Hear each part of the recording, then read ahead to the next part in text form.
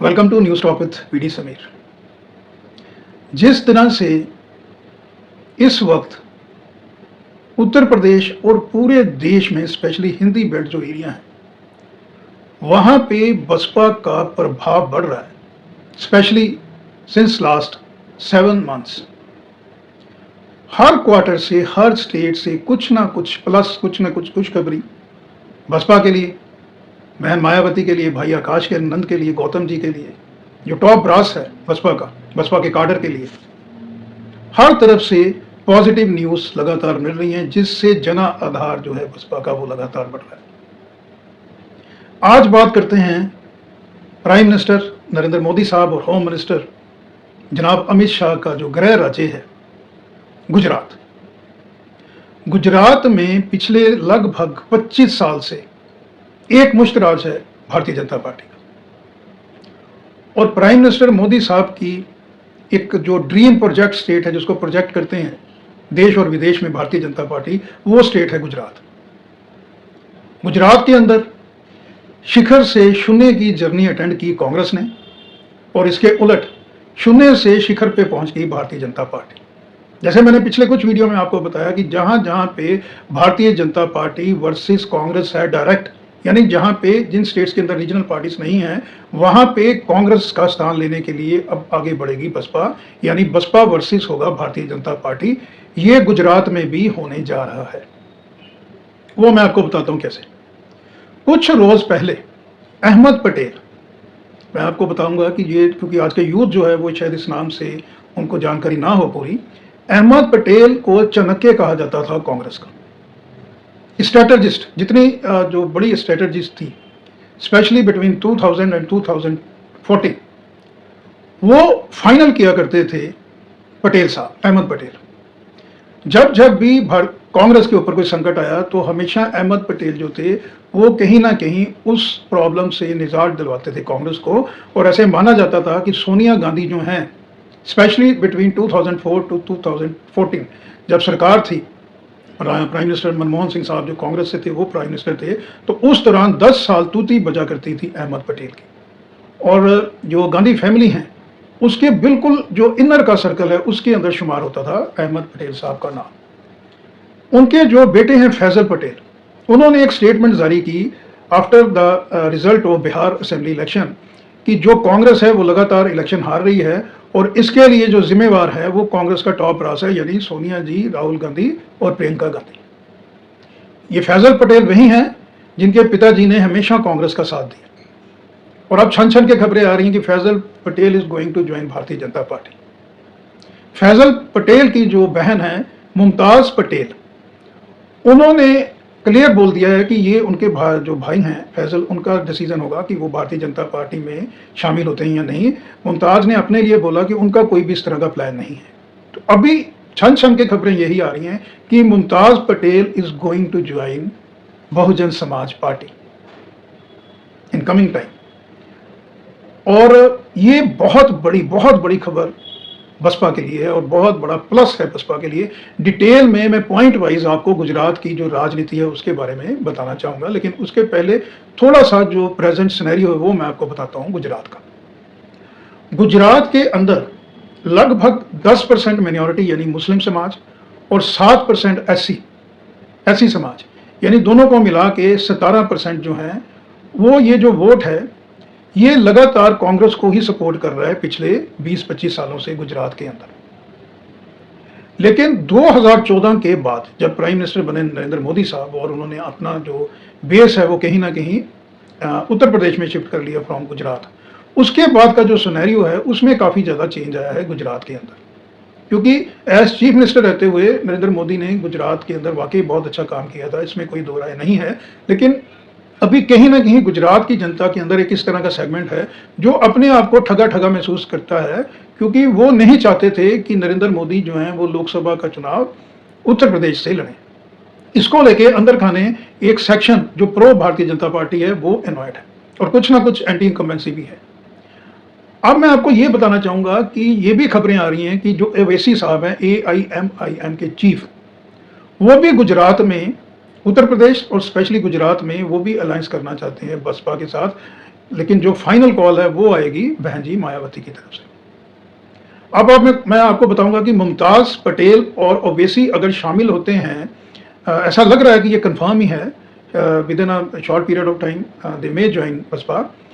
और बसपा की आइडियोलॉजी जो है वो सेम आइडियोलॉजी मुमताज़ पटेल की भी है, और अभी एआईएम के जो चीफ हैं एआईएमआईएम के, वो भी सेकुलर की ही बात कर रहे हैं। तो अभी जो anti Muslim anti Hindu stand हुआ करता था ओवैसी का, वो जो उनको कहीं ना कहीं नेगेटिव था, उसके अगर उसी स्टैंड पे रहते तो बसपा को कोई फायदा नहीं होता। लेकिन अभी उन्होंने जो स्टैंड बदला है तो बसपा को बहुत ज़्यादा बेनिफिट होने जा रहा है गुजरात के अंदर। अंकगणित देख लेते हैं कि 100 जो 82 सीट्स हैं असेंबली के अंदर गुजरात के अंदर, इसके अंदर से 13 जो सीट हैं वो एससी और 27 सीट जो हैं वो एसटी के लिए रिजर्व हैं, यानी ये 40 सीटें हैं। लोकसभा की 26 सीट्स हैं, 2 एससी के लिए रिजर्व हैं, 4 सीट एसटी के लिए रिजर्व हैं, यानी टोटल 6। अब अगर हम देखें कि जो एससी है उनका दबदबा 25 से 30 सीटों पे है गुजरात के अंदर, स्पेशली नॉर्थ जो वेस्टर्न और जो सेंट्रल है गुजरात, उसके अंदर 25 से 30 सीटों पे बहुत बड़ा इन्फ्लुएंस, यानी हार जीत जो है वो निर्धारित करता है एससी समाज। अब ये एससी समाज के पास क्योंकि कोई उस तरह का ऑल्टरनेटिव नहीं था, कांग्रेस लगातार वीक हो रही है गुजरात के अंदर, तो यहाँ पे अंक गणित जो है वो सीधा सीधा फेवर करेगा बहन जी को, बसपा को। और जब इसके अंदर पॉलिटिकल तड़का लगेगा सोशल इंजीनियरिंग का, क्योंकि जो सोशल इंजीनियरिंग है गुजरात के अंदर वो बहुत ज़्यादा सक्सेसफुल हो सकती है, क्योंकि वहाँ पे अवेयरनेस है, वोटर जो है वो ऑल राउंड डेवलपमेंट चाहता है, और कहीं ना कहीं वोटर इतना जागरूक है कि वो नकेल डालना चाहता है ब्यूरोक्रेसी के ऊपर भी, क्योंकि इंडस्ट्रियलाइजेशन के लिए जानी जाती है गुजरात, और ब्यूरोक्रेसी हमेशा ही डिले टैक्टिक्स करती है जो इंपॉर्टेंट डिसीजंस होते हैं। तो बहन जी ने जिस तरह से 2007 से 2012 तक यूपी की कमांड संभाली थी और ब्यूरोक्रेसी के ऊपर नकेल कसी थी, ब्यूरोक्रेसी को अकाउंटेबल बनाया था, ये चीज़ बहुत ज़्यादा प्लस करेगी बसपा की टैली में गुजरात के अंदर। तो 25 से 30 सीटों का सीधा सीधा एज जो है वो मिल सकता है बसपा को। अब इसके अंदर मैं आपको एरिया भी बताऊंगा कि इसके अंदर अहमदाबाद, पाटन, बनासकांठा, इसके अलावा सुरेंद्र नगर है, कच्छ, ये जो कॉन्स्टिट्यूएंसीज हैं, और स्पेशली जो रूरल गुजरात है वहां पे कम से कम भी 10 सीटें आप और ऐड ऑन कीजिए, यानी ये 35 से 40 का आंकड़ा सीधा सीधा बसपा के फेवर में चले जाएगा जब एआईएमआईएम का अलायंस होगा बसपा के साथ, जिसकी मैंने आपको बताया कि प्रबल संभावनाएं जो छन छन के खबरें आ रही हैं। और मुमताज पटेल जो है उनके लिए, क्योंकि उन्होंने सीधा सीधा बोला है कि भारतीय जनता पार्टी में जाने की उनकी कोई मंशा नहीं है, कांग्रेस से वो इनवाइट चल रही हैं। आम आदमी पार्टी ने जरूर कोशिश की थी गुजरात के अंदर, लेकिन उनका कुछ भी वहां बना नहीं। तो मुमताज पटेल भी इस तरह का एक जो दल है जो नेशनल राजनीति के अंदर जिसकी पकड़ है, तो बहुत संभव है कि मुमताज के आने के बाद जो मुस्लिम वोटर है उसके अंदर कम से कम 10 से 15 सेगमेंट के अंदर बसपा को फायदा होगा। और अगर ओवैसी का कॉम्बिनेशन बनता है, यानी अगर तिकड़ी बनती है एक्सपीरियंस बहन मायावती जी की, उसके अंदर मुमताज पटेल आती हैं, ओवैसी साहब आते हैं, तो मान के चलिए ये जो आंकड़ा है ये 70 से 75 सीटों का बनेगा। और इसके अंदर आप अगर सोशल इंजीनियरिंग को ऐड ऑन करते हैं तो अंकगणित है कि 92 सीट्स चाहिए सरकार बनाने के लिए किसी भी राजनीतिक पार्टी को गुजरात के अंदर। ये आंकड़ा बहुत ईजिली अचीव कर लेंगी BSP with the help of Owaisi और मुमताज पटेल। अब थोड़ा सा और नीचे चलते हैं। गुजरात के अंदर जैसे मैंने आपको बताया ये 80 सीट्स का गणित, 10% मुस्लिम पॉपुलेशन है, और जो मुस्लिम पॉपुलेशन है वो एक जगह रिस्ट्रिक्टेड नहीं है। यानी अभी जो जैसे मैंने आपको बताया कि Gujarat is known for industrialisation, वहाँ पे हिंदू मुस्लिम का जो कि दोनों को अगर आप उसके अंदर कुछ डिफरेंसेस क्रिएट करके वोट बैंक की राजनीति करेंगे तो उतना फायदा गुजरात के अंदर नहीं है, क्योंकि गुजरात के अंदर काफ़ी बड़ा वर्ग जो है वो मुस्लिम समाज का भी है, स्पेशली जो बिजनेस में है, जो अपनी जिनकी इंडस्ट्री है, वो कहीं ना कहीं फेवर करते हैं नरेंद्र मोदी को, ऑल्टरनेटिव भी कोई नहीं है। और पीस को लेके मुस्लिम समाज जो है वो काफ़ी बड़ी संख्या में भारतीय जनता पार्टी के साथ भी वहाँ पे है, क्योंकि alternative is not there available right now. तो मैं आपको बताऊंगा कि जो एरिया सूरत, अहमदाबाद, भरूच और अमौद के अलावा जामनगर का जो एरिया है, यहाँ पे एंटी जो भारतीय जनता पार्टी सेगमेंट है वो समय समय पे उभर के आते हैं, अलॉन्ग विद जो कुपोषण का, यानी जो न्यू बॉर्न बेबी हैं उसको जो पूरी फीड नहीं मिल रही है, ये भी इशू एक गुजरात के अंदर उठा था लगभग 7 से 8 साल पहले। ऑपोजिशन ने, कांग्रेस ने इस इशू को उठाया था कि भारतीय जनता पार्टी जो हर जगह ये बोलती है गुजरात मॉडल, उस गुजरात मॉडल के अंदर कुपोषण है। और ये मुद्दा वहां पे बहुत ज्यादा चला था, लेकिन अनफॉर्चुनेटली कांग्रेस जो है वो हमेशा अपने पांव पे खुद कुल्हाड़ी।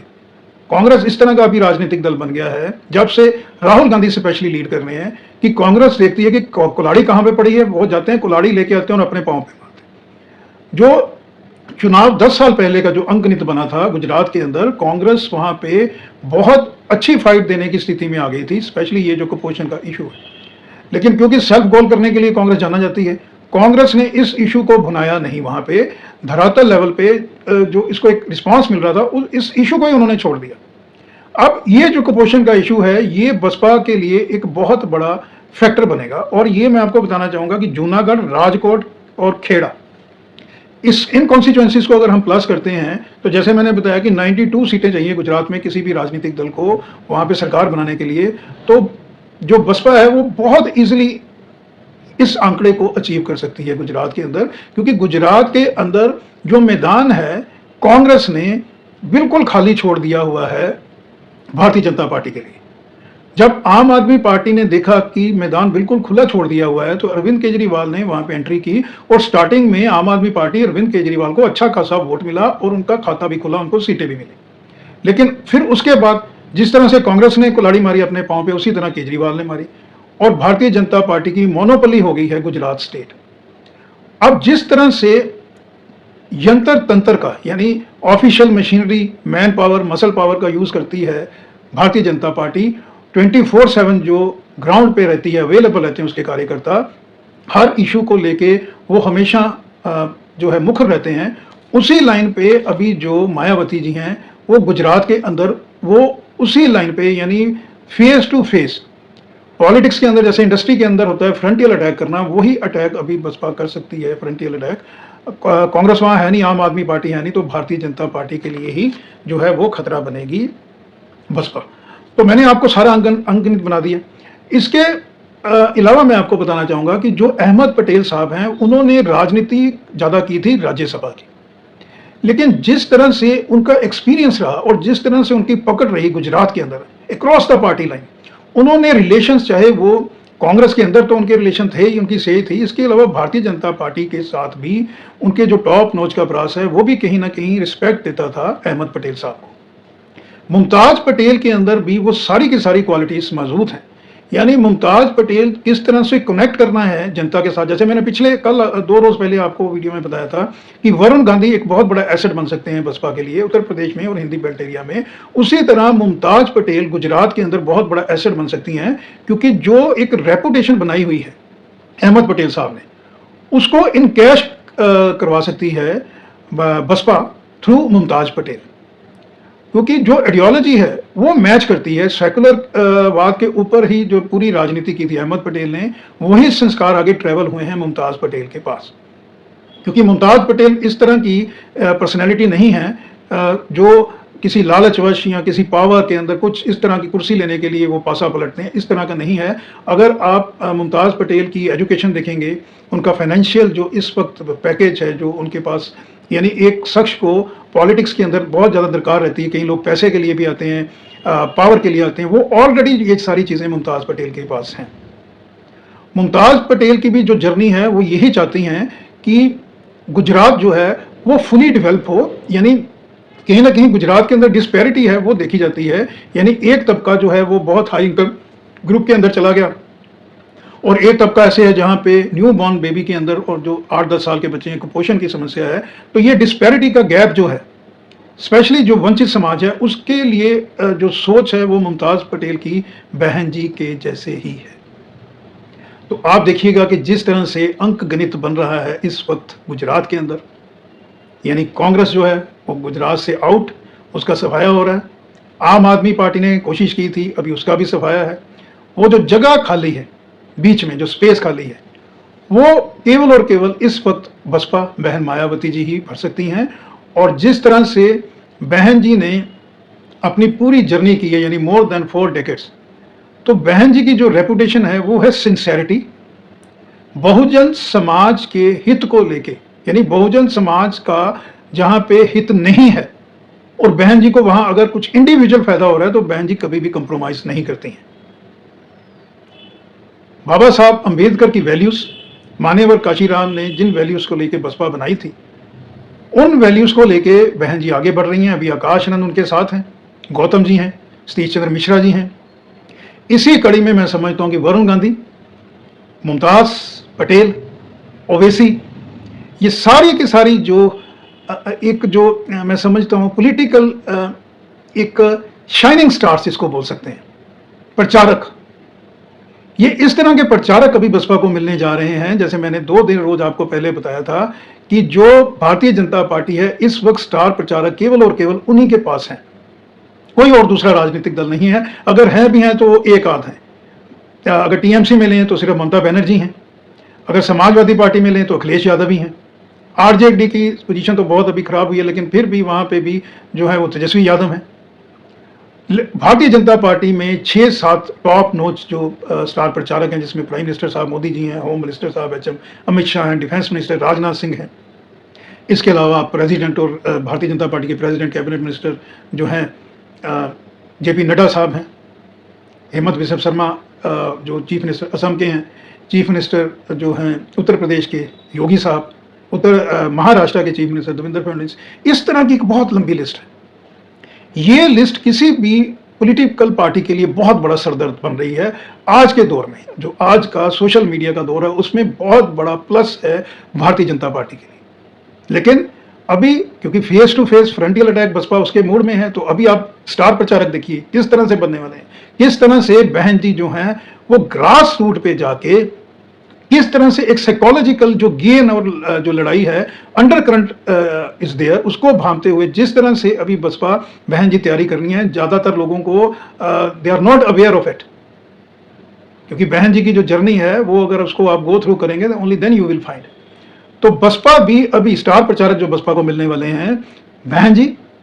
आकाश आनंद, सतीश चंद्र मिश्रा, रामजी गौतम जी, ओवैसी, मुमताज पटेल, ये इस तरह के स्टार प्रचारक होंगे जो फेस टू फेस स्पेशली भारतीय जनता पार्टी को आज की राजनीति में जो भी चीजें चाहिए पॉलिटिकल दल को, but underline along with principles, जो सिद्धांत है,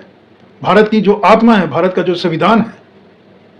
जो बाबा साहब अंबेडकर ने बनाया था, उससे बिना समझौता किए हुए ही बसपा आगे बढ़ेगी। और जिस तरह से अभी अंकगणित बन रहा है गुजरात का, अगर अंडरलाइन करने वाली बात है कि अगर बहन जी आकाश आनंद की स्पेशली जिम्मेवारी लगाते हैं,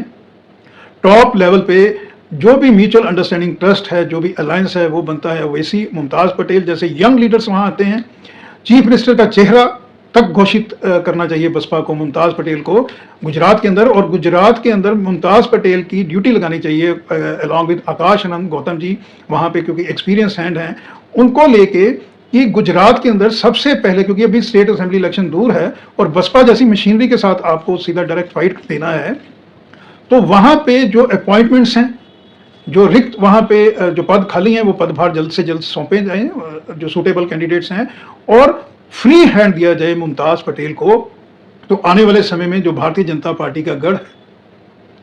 मोदी साहब, अमित शाह साहब का जो गढ़ है, उस गढ़ पे बहुत बड़ी चुनौती उनको मिल सकती है बसपा बहन मायावती जी के द्वारा। तो आज के अंक में इतना, फिर किसी और मुद्दे को लेकर आपके समक्ष हाजिर होऊंगा। तब तक के लिए नमस्कार, थैंक यू, धन्यवाद।